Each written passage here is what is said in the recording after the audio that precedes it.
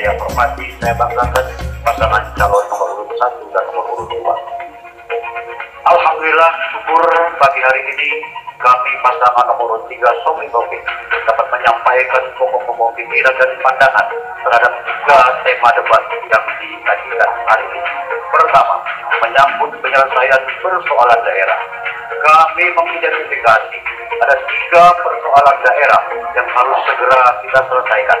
Pertama, persoalan pendapatan daerah. Hari ini organ ini sudah keluar dari daerah tertinggal.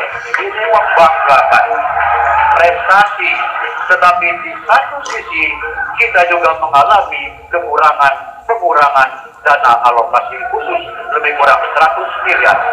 Oleh karena itu, pengurangan dana alokasi khusus dari pemerintah pusat ini harus ditutupi dengan peningkatan pendapatan asli daerah.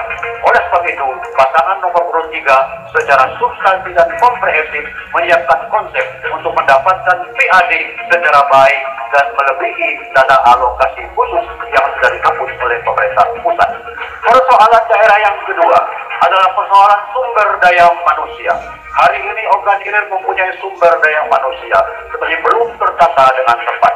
Oleh karena itu ke depan, kami akan menempatkan orang yang tepat di tempat yang tepat. The right man and the right place. Dan yang ketiga, persoalan daerah adalah persoalan pembangunan fisik. Alhamdulillah, organ hilir sudah menyelesaikan peraturan daerah tentang rencana tata ruang daerah. Dan rencana tata ruang wilayah daerah ini sudah sinkron dengan rencana tata ruang provinsi dan rencana tata ruang tingkat nasional. Yang menjadi persoalan adalah karena hari ini kemajuan organ hilir menyebabkan lahan nilainya bertambah naik. Oleh karena itu persoalan mendasar adalah penyelesaian masalah konflik lahan. Baik konflik lahan dengan perkebunan maupun konflik lahan yang menyangkut batas wilayah desa, batas wilayah kecamatan, dan batas wilayah kabupaten dengan kabupaten kota tetangga. Tema yang kedua adalah sinkronisasi pembangunan tingkat pusat dan daerah. Alhamdulillah, organ hilir sudah menyelesaikan tata ruang. Dengan demikian, manakala pembangunan organ hilir mengikuti kaidah tata ruang daerah, otomatis sinkron dengan pembangunan tingkat provinsi dan tingkat nasional. Seperti contoh, pembangunan pendidikan. Di pusat ada program Kartu Pintar, di provinsi ada sekolah gratis, di kabupaten harus didorong dengan gratis pula untuk membantu biaya buku dan biaya baju seragam. Yang ketiga adalah meningkatkan memperkokoh NKRI. Otomatis apabila rakyat organ hilir tidak ada kesenjangan sosial dan memahami cinta tanah air, maka NKRI akan tetap kokoh dan terjaga dengan pemerintah daerah mematuhi aturan undang-undang yang ada dan dapat pula mengerjakan urusan absolut dari pemerintah pusat di samping urusan konkuren yang memang diperuntukkan bagi daerah. Demikian, silakan Pak Profesor untuk menambahkan. Baik, kalau ada yang ditambahkan, Pak Profesor. Untuk tema kita hari ini kami sudah ada di visi kami berisikan konsep.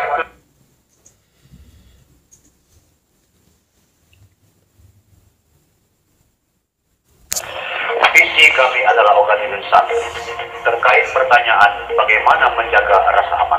Rasa aman ini penting karena investasi tidak akan masuk kalau daerah kita tidak aman. Oleh karena itu, investasi kita perlukan dan untuk mendapatkan investasi, rasa aman harus terjaga. Kami mempunyai konsep, pertama bekerja sama dengan Polres Organ Hilir, bekerja sama dengan dan Kodim 0402 Organ Komplek Hilir Organ Hilir, bekerja sama dengan aparat pengamanan lainnya dan mengintensifkan kamling keamanan lingkungan, mengajak masyarakat untuk bersama-sama mengamankan lingkungan masing-masing. Dengan cara kami akan menyediakan dana, alokasi dana khusus untuk pengamanan ini supaya efektif dan efisien, berbanyak pos-pos karena organ hilir terlalu luas dan potensi yang harus dijaga juga besar, maka daerah akan menyediakan untuk bersama-sama dengan aparat pengamanan tetap kontinu menjaga rasa aman tersebut. Saya kira dengan cara itu dan menyadarkan masyarakat pentingnya rasa aman bagi peningkatan kehidupan dan perekonomian rakyat. terkait dengan strategi untuk mencapai visi kami organisasi santri. Kami sudah menyiapkan konsep dan sudah kami analisis dengan SWOT analisis, sehingga itu layak untuk dikerjakan dengan program-program unggulan yang telah kami sediakan. Terkait pula dengan investasi dan terkait dengan pendapatan asli daerah, kami ingin mendapatkan PAD di Ogan Ilir tidak dengan menyusahkan rakyat, tapi kami ingin mendapatkan PAD dengan menarik investasi. Beberapa konsep cara menarik investor sudah kami siapkan, pada waktunya akan kami berikan nanti kepada Bapak dan kepada teman-teman sejawat untuk dikaji lebih dalam lagi. Kami berkeyakinan betul, manakala investasi di Ogan Ilir meningkat, banyak investor yang mau menanamkan modalnya di Ogan Ilir, otomatis intensifikasi dan ekstensifikasi PAD akan bisa terwujud. Dan kami nyatakan, kami tidak akan memungut retribusi dari lelang lebak lebuk. Di beberapa tempat kami sudah sampaikan bahwa lelang lebak lebuk akan kami hapus karena itu menyangkut kepentingan rakyat banyak dan akan kami serahkan kepada desa, supaya kepala desa dapat menata lebak lebuk ini supaya lebih tertib, aman dan kondusif, rakyat dapat menikmatinya secara luas. Dan kami akan menggali PAD dengan ekstensifikasi lain dengan berupaya memperbanyak investasi dan peluang usaha di Kabupaten Ogan Ilir. Saya kira itu, dan silakan Pak Profesor untuk menambahkan. Terima kasih Pak Sofi, Pak Kadir yang masih ditambahkan Pak Sofi.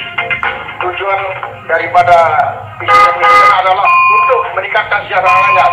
Dengan kesejahteraan rakyat ini tentu keamanan akan kondusif dan juga akan dilengkapi dengan peningkatan keimanan dan ketakwaan masyarakat Ogan Ilir. Dengan keimanan maka akan dapat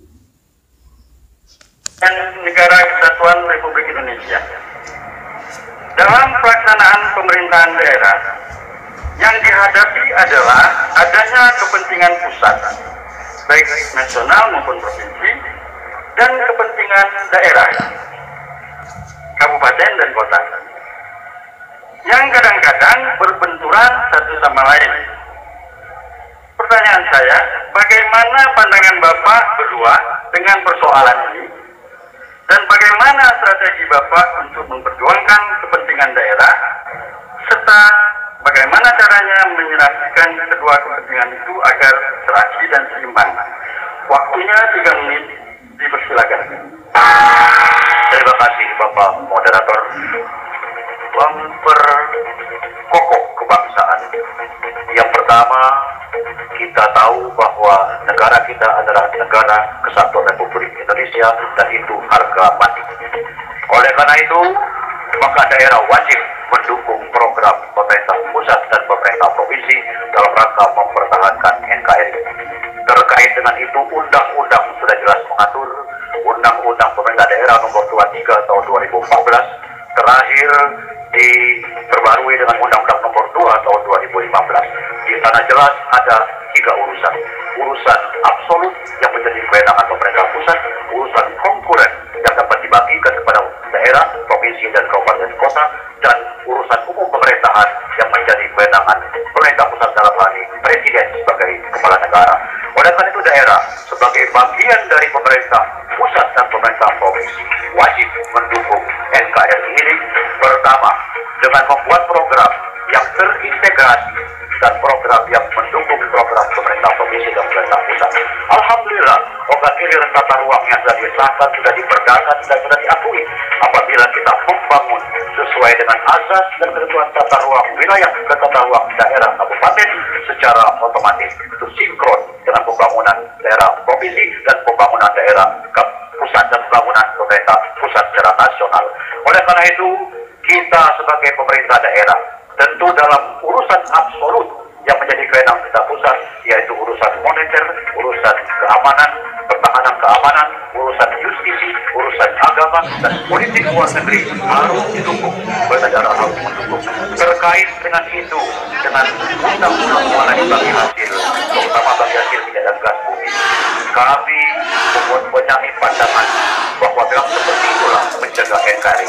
Kita tidak bisa ngotot memperjuangkan kepentingan kepentingan daerah sementara kepentingan nasional terabaikan. Akan hancur segala kepentingan nasional terabaikan hanya mengandalkan kepentingan daerah semata. Sekali lagi, kami sadar betul bahwa pembangunan daerah adalah bagian dari pembangunan pemerintah provinsi dan pemerintah pusat yang terintegrasi. Yang paling penting dijaga sekarang adalah supaya jangan sampai ada kesenjangan sosial masyarakat. Tanamkan rasa cinta tanah air, rasa bangga terhadap Indonesia, dan rasa bangga terhadap daerah kita. Dan dengan demikian akan terjadi satu kesatuan tekad. Daerah adalah bagian dari pemerintah provinsi dan nasional. Terima kasih. Silakan Pak Profesor. Silakan kalau mau tambahkan Pak. Terima kasih. Juga mungkin perlu diperhatikan nanti kalau siapapun jadi kepala daerah Banda ini agar jangan memberikan pelayanan yang diskriminatif terhadap rakyat. Ya, terima kasih. Baik.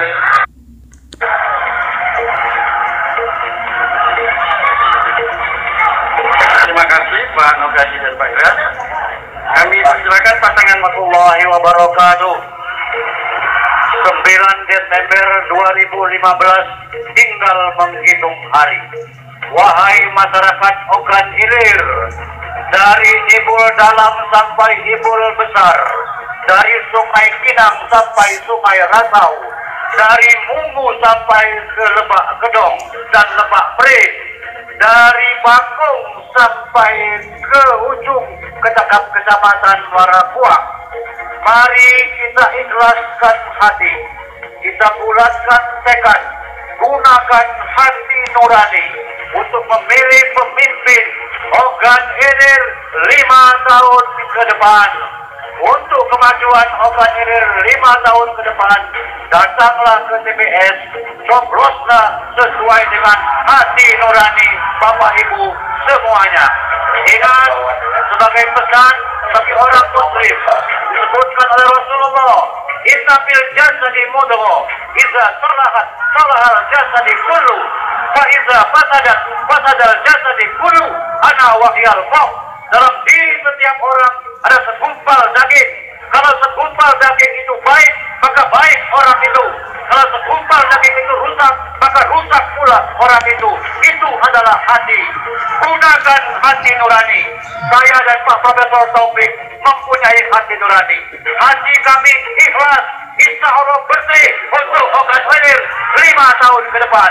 Oleh karena itu, untuk Ogan Ilir yang maju, Ogan Ilir yang jaya, untuk anak cucu kita, mari 9 Desember 2015 coblos nomor 3 untuk kejayaan Ogan Ilir 5 tahun ke depan. Wassalamualaikum warahmatullahi wabarakatuh. Silakan Pak Taufik kalau mau menambahkan. Coblos nomor 3. Assalamualaikum warahmatullahi wabarakatuh.